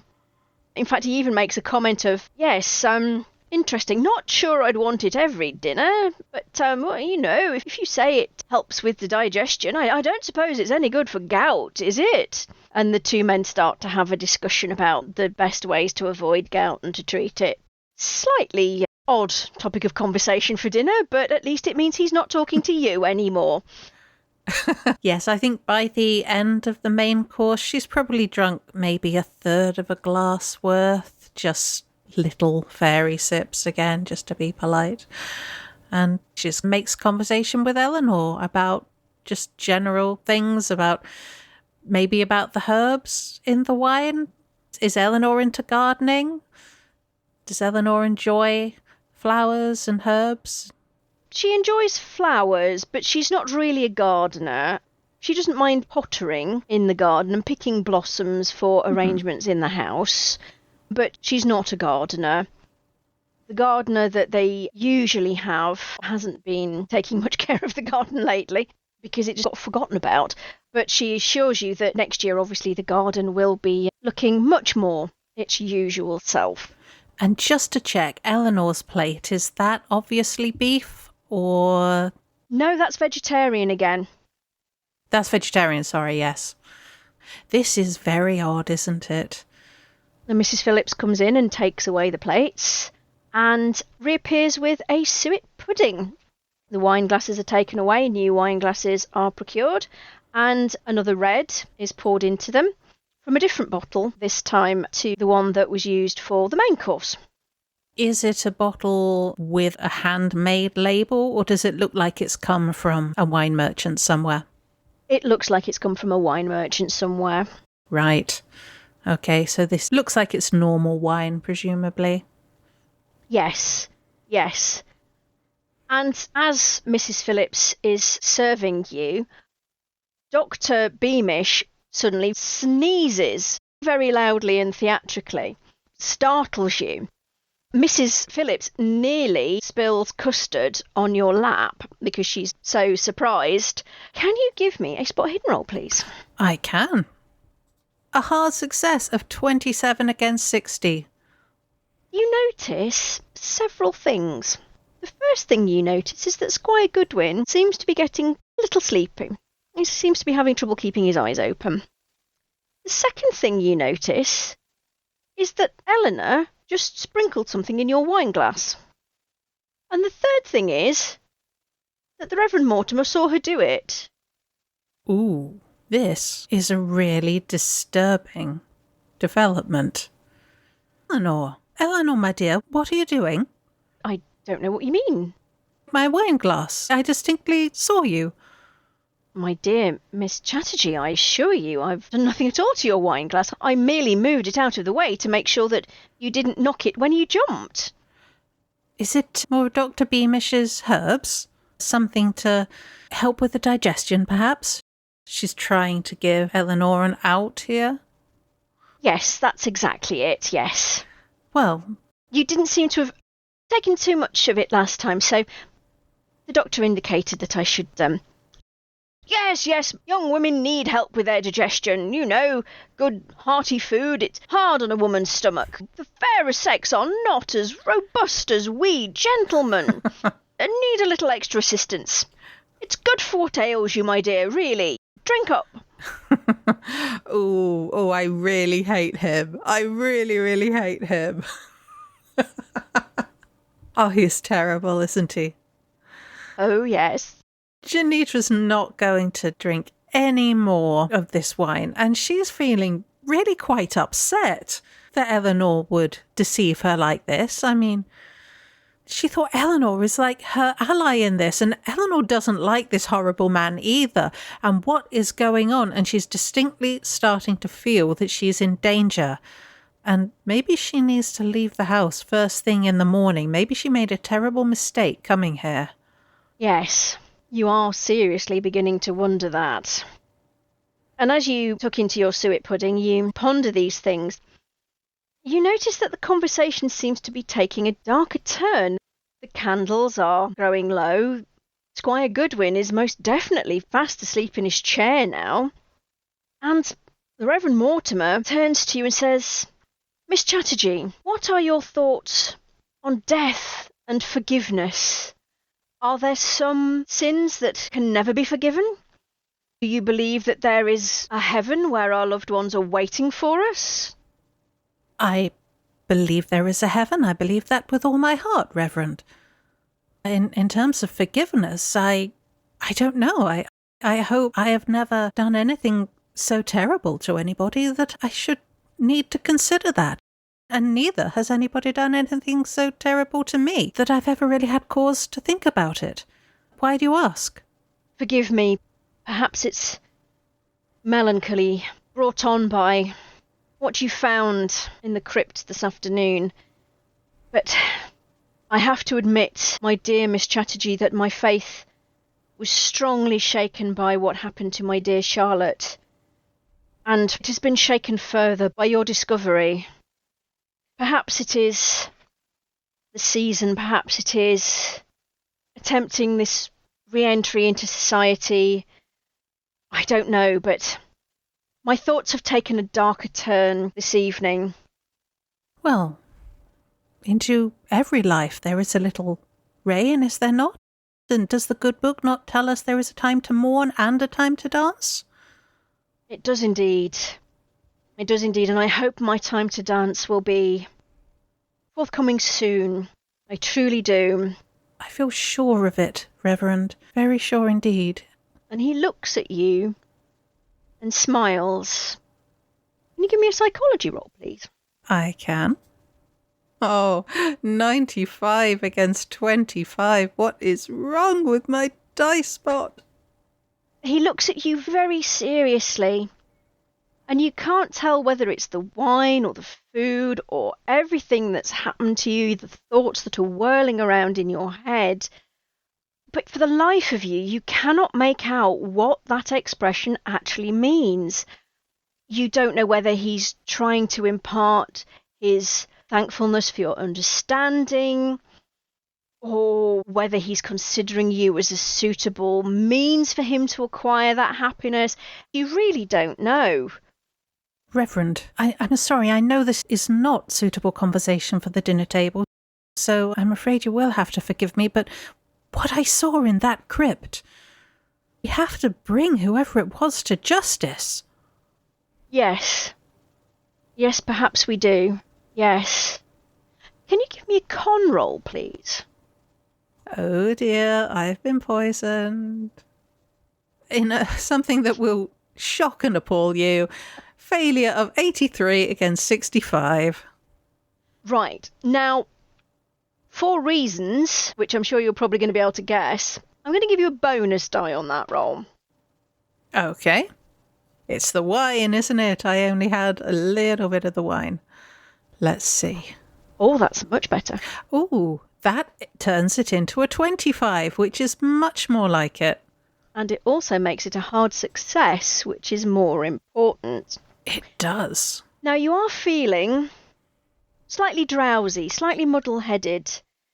Your limbs feel heavy, but you can still think. You still feel in control of your own actions. And there's just something about the way that he said, probably, and you're fairly certain he looked at Dr. Beamish when he said it, makes your blood run cold. Although you feel numb, really, and don't particularly react at all. Reverend Mortimer, what was in that wine? Looks you straight in the eye and says, there was nothing of consequence in that wine. You will forget all about it. And you get the distinct impression from his tone of voice that he's expecting a certain response to that. I don't think I shall ever forget today, Reverend. Dr. Beamish, what are you doing? You're a medical man. What did you put in that wine? And why? This is not a digestif. Look at the poor squire. He's asleep. Right here at the table. And Eleanor, you're my friend. What are you doing? Why are you helping this man? I'm doing what must be done, my dear Miss Chatterjee. And as you look across the table as Dr. Beamish as he rises, you realise that he's pointing a flintlock pistol at you. Oh no. Dr. Beamish, put that down. I don't think so, my dear. Henry, would you take the lovely Miss Chatterjee to our appointed place? And the Reverend stands up and looks at you and says with a perfectly straight face, I do apologise, Miss Chatterjee, but my sister told me that you offered to do anything to help ensure my future happiness. I'm most pleased that you made that offer. It allows me to feel slightly less guilty about what is to become of you. And if you will take my arm, we shall see what we shall see. I suggest you do come along. Dr. Beamish is more than capable of shooting you. You see, we don't require you uninjured for what is about to happen. I'm sure you understand. It's nothing personal at all. I think maybe part of her that she was absolutely refusing to acknowledge realised something like this was going to happen. She reaches out and makes a grab for the napkin, which she had secreted whatever was in her mouth earlier, and flicks it out and rolls it on the table. She wants to know, what was she eating? What was that thing in her mouth? That looks hideously like a human fingernail. Oh no! Okay, that's a sanity roll. Oh. Oh no. But it was an extreme success of 6 versus 47. In your muddle-headed state, it's kind of not that much of a surprise. I mean, you still lose a point of sanity, because that's an entire human fingernail with your teeth marks in it. Oh no. She's absolutely shocked and horrified. She goes pale and starts feeling just a little bit sick. Understandably. And do you accept the Reverend's arm? Absolutely not. Even though she's trying to be polite, there are limits. There really are. Dr. Beamish indicates with his flintlock pistol that you should follow the Reverend. And you feel Eleanor shoving you from behind. Gently, but still shoving you. I'm guessing there are no knives on the table. Or if there are, they're just like... There'll be butter knives. Butter knives. Blunt eating knives. Give me a look roll. Okay. This is why they didn't serve roast beef.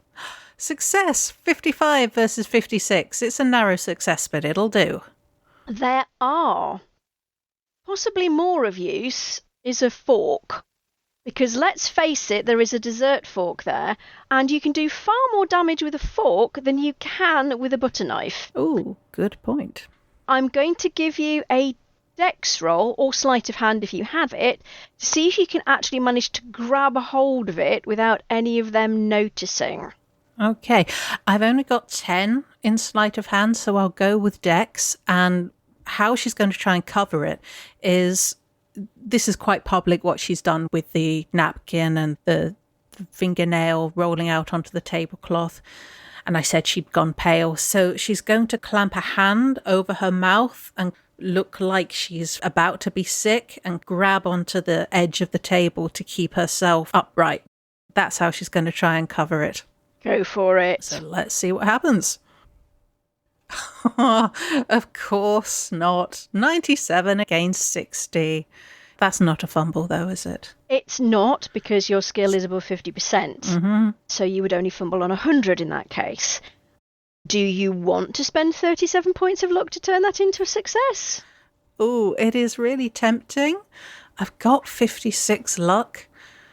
Oh, that's an awful lot when you don't know what's coming.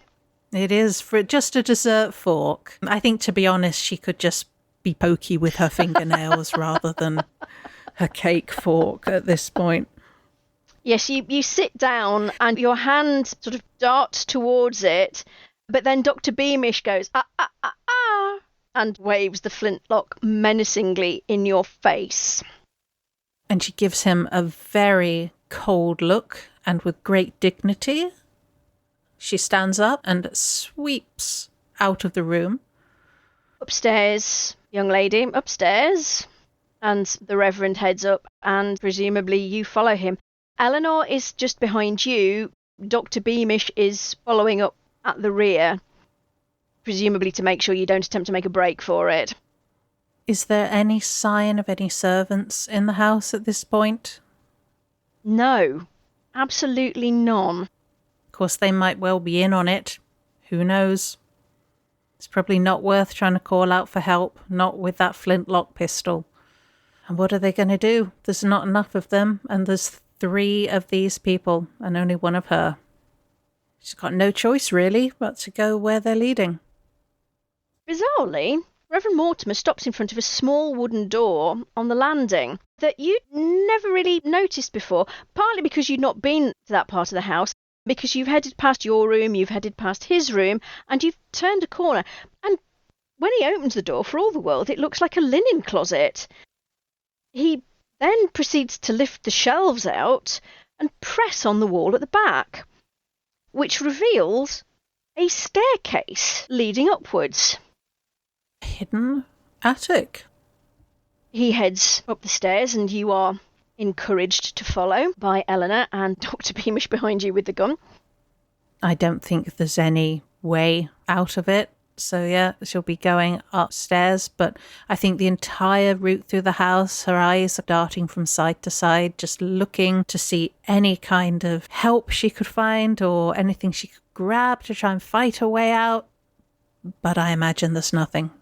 There's really nothing that you can see.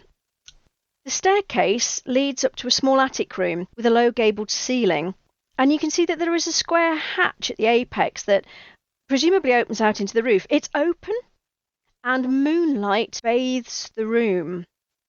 One of the first things that strikes you, even in your muddle-headed state, is the fact that there are numerous portraits of a young woman hanging on the wall. There are 2 chairs set in the centre of the room, and a table with a large candle burning on it and some sort of brass dish suspended over the candle. Some kind of like an incense dish? Quite possibly. Dr. Beamish indicates with the flintlock that he wants you to sit in one of the chairs that's positioned under the hatch in the circle of moonlight. Why? What is this place? What are you doing? We're bringing to a culmination almost a year's worth of work, my dear. That woman in the pictures. That's her, isn't it? That's Charlotte. The dead woman. The Reverend looks at you, says, "Yes, it is indeed Charlotte." You killed her, didn't you? Both of you. You killed her. You poisoned her. I know all about it. You poisoned her with some plant. Some plant that gives you visions, but the sap, it's poisonous. Most unexpectedly, Dr. Beamish bursts out laughing. And there's this huge, horrible guffawing noise, and his body literally shakes with laughter. Is he laughing so much that his grip on the pistol is potentially loosened? Give me a spot hidden roll, please. Okay. 67 against 60. I think this is the time to spend luck, isn't it, really? Yes. Yeah, I'll spend the 7. Despite the fact he's laughing really hard, you're watching his hand, and there is absolutely no loosening of the grip on that gun. What's so funny? There's nothing funny about any of this.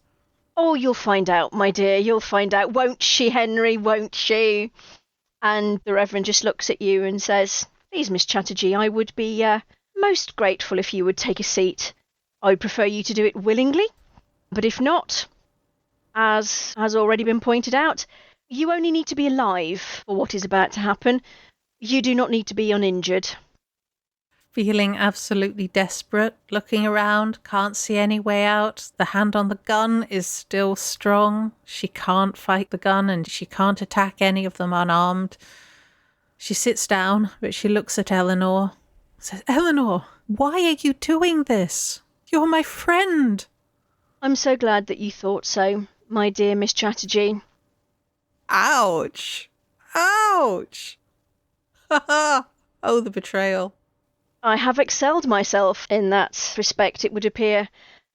No, you are simply a means to an end, my dear girl. My brother's lasting happiness." You think you can get any happiness by this, whatever this is, this witchcraft? "That is the entire point. Now, please, sit." I think she's going to have to. Dr. Beamish hands Eleanor the gun, and basically, because they don't trust you, he ties your wrists behind you with ribbon. However, you notice that despite the fact he's meant to be a surgeon, he's not particularly good at knots, not particularly dexterous. You're fairly certain, given a little bit of time, you might be able to wiggle your hands free. Brilliant. Okay. And as she's being tied up, I think she makes a really tight fist so that her wrists are a bit wider than they would be. All her muscles are tense, so she'll get a little bit of slack once he's finished. And also, if it's ribbon, I'm assuming that means silk, so it will be quite slippery. Yes, exactly. Good. You know, in any other circumstances, you'd probably be admiring the quality of the silk, but this is not the time nor the place. I'll take it with me when I go. If I manage to escape, it's going on a bonnet. While Dr. Beamish is tying you up, you basically notice Henry, the Reverend Mortimer, pouring what look like yet more herbs into that brass dish over the candle. And then he takes the candle and he actually lights whatever's in there and then puts the candle back in position. And you see this pale white smoke start to emerge from the bowl, and it starts to reach towards you, and it smells sweet. It's not unpleasant, actually, which is slightly more disturbing than if it had been unpleasant. And then the three of them step back and wait. And you hear a scratching noise and a scrabbling noise. Not entirely dissimilar to what you heard in the walls and the ceiling last night. And then from a hole in the chimney breast, which in your shock and fear and muddle-headedness you hadn't noticed before, there emerges a creature. Tall, gangly, dressed in the ruins of a white Empire line frock, with hideous canine features. Oh. Yes. Oh no. The creature, whatever it is, has attempted to style its hair in a semblance of current fashion.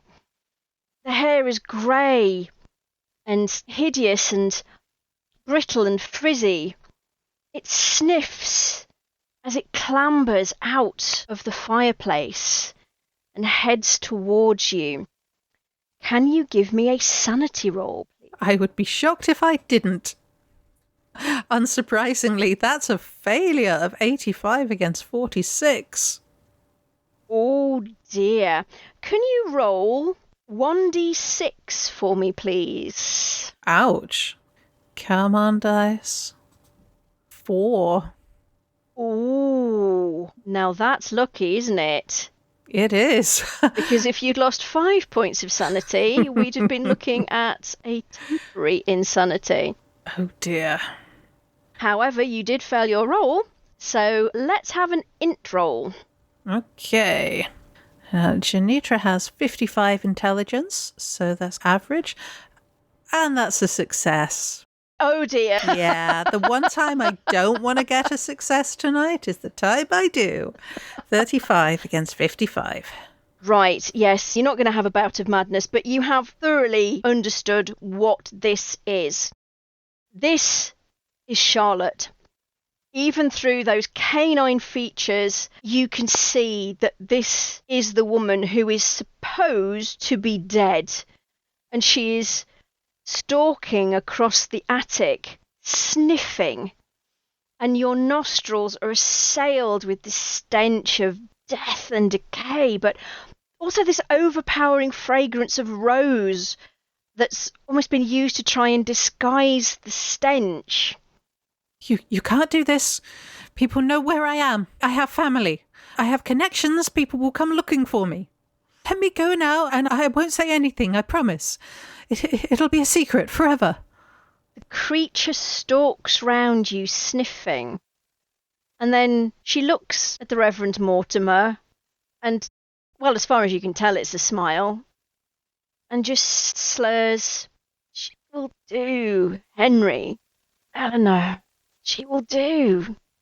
And Henry walks towards her, takes her hand, paw, whatever you'd call that, and kisses it lovingly. And then he leads her to the chair behind you, and you feel it creak and groan as Charlotte takes her place upon it. This is absolutely horrifying.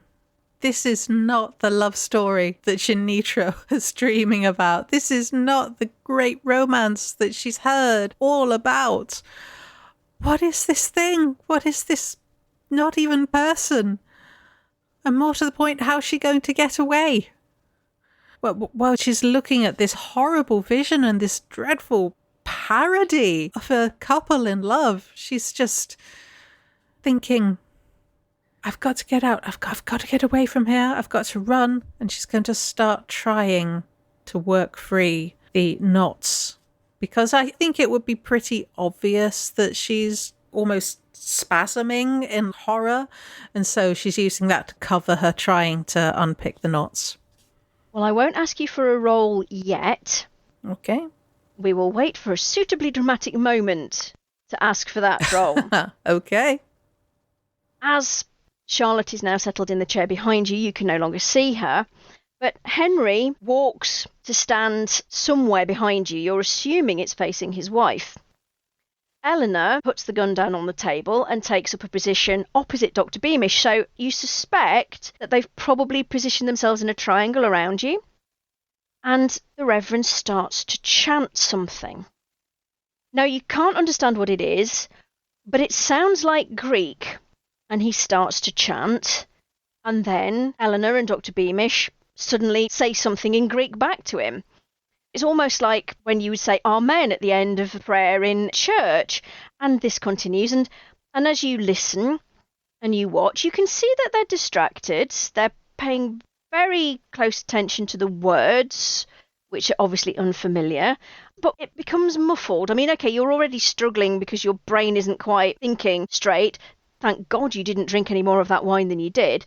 But you see the smoke that's coming from that dish wrapping itself around you and Charlotte, and it seems to be dulling the sound, and it's also glowing in the moonlight. And as I say, you see that Eleanor and Dr. Beamish, at least, are very much concentrating and aren't really paying all that much attention to you at the moment.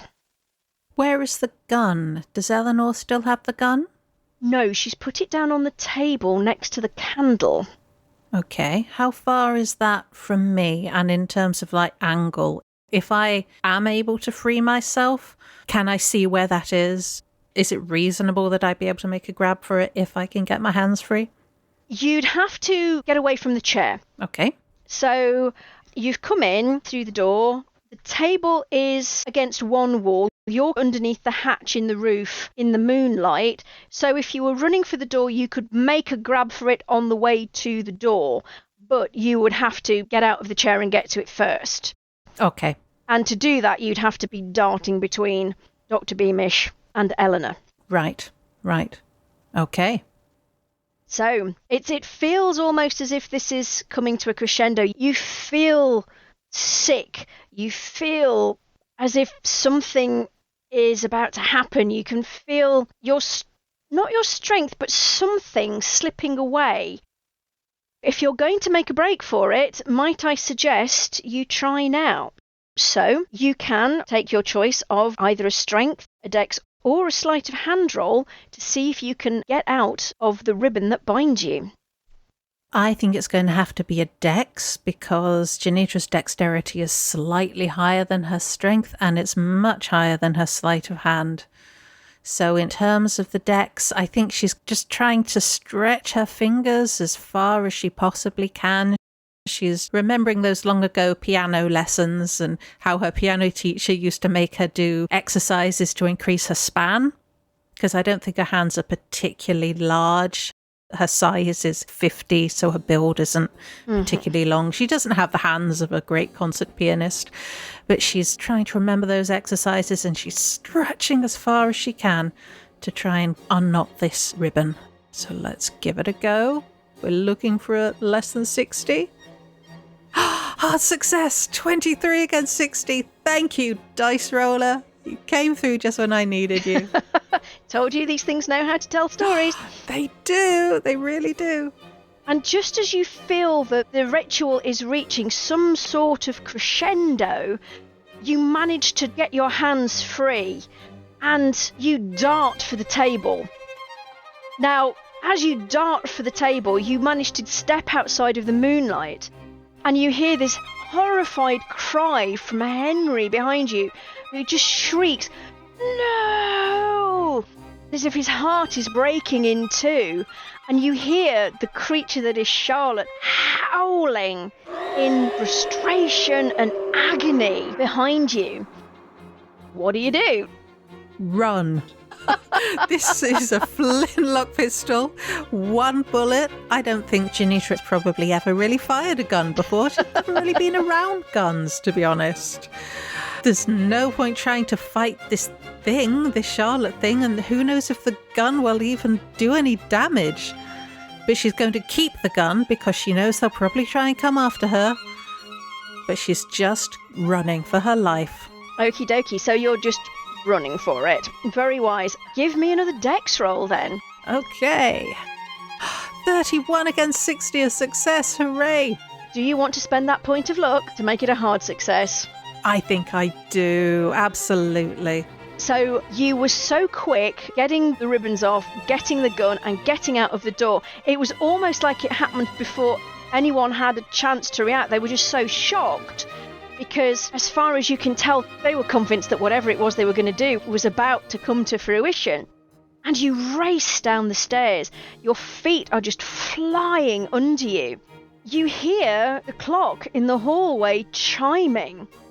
As you run, you hear bedlam breaking out behind you. Screams and wails and hideous noises that you never want to hear again. What do? What time did the clock chime, sorry? You're fairly certain it's just chimed 11. There is a coach arriving any minute now, and I'm going to be in that coach. And seeing as you made a hard success of your dex roll, yes, I think you managed to get down to the door. You pull it open just as the coach appears. And very quickly, she picks up one of the bags, doesn't matter which one, whichever is closest, and just runs and go, "Driver, go. I'll give you an extra sovereign if we go now." Right you are, miss. And she runs, doesn't even wait to be handed up into the carriage. She just yanks open the door for herself, picks up her skirt, doesn't even care that she's flashing an ankle. And she just throws herself into the carriage, yanks the door behind her and just yells, "Go, go, go, go, go, go now, go now." You hear the coachman whip crack as he urges the horses onwards. And you ride off into the night. I survived. Thanks to some very lucky dice rolls at the end there. Oh, it chose its moment, didn't it? It really did. So, where does Miss Chatterjee go? Well, the coach is booked to go to Portsmouth. It is. But once they get out of that attic, I think they'll realise that she's gone and that she's going to Portsmouth. So she's not going to go there. As soon as they're a few miles away, she's going to ask the coachman to stop and to go somewhere else. I think she's probably not going to go home either because they know who she is. They know who her family is. She's just going to have to go somewhere else, somewhere that they don't know her. Eventually, she'll go to Portsmouth, but she's going to have to go to whatever is the biggest city on the route that they were going and just take a room in a lodging house for a few nights. I just try and get herself back together. And then eventually she's going to book passage on a ship and go back to Kolkata where she was born. And writing a letter to her parents on the way. And she's probably crying as she writes it because she loves her family very much. But she can't be anywhere that these people know where she is. And she asks if her parents want to come as well, want to join her. And maybe she goes and stays with a cousin or something when she gets back to India. And she's angry. She's really angry at what she's lost and this life that she built for herself. But she's alive, and that's the most important thing. You don't find out about this until a lot later because you're on the boat to India within a couple of days of fleeing Osney Grange for what you think is the safest option. It's several months later when it slowly filters through to you of the hideous deaths of the Reverend Henry Mortimer and his sister, Eleanor Mortimer, believed to have been at the hands of a Dr. Thornton Beamish, who disappeared from the village of Osney Grange, never to be seen again. Well, I think for the rest of her life, Janitra is looking over her shoulder, and that smile, she remembers that horrible, ungentlemanly smile. And she never forgets. I don't think she ever trusts the medical profession again. I don't think she will ever trust a surgeon or a doctor or anybody, any man of science ever again. When she gets ill, she will never ever do anything other than maybe take some traditional herb remedies. And she never forgets it. And she still wakes up with that horrible, horrible smile in her mind. And on that note, listeners, we come to the end of Curate and Curability. Thank you ever so much, Lydia. That was absolutely amazing. Oh, thank you. What an ending. That was, I hesitate to use the word fun, but it really was fun. Thank you so much. I was trying so hard not to laugh every time you kept walking into I'll do anything that you need to help make your brother happy. He's like, yes. Oh, poor thing. She just doesn't get it. She's just too nice.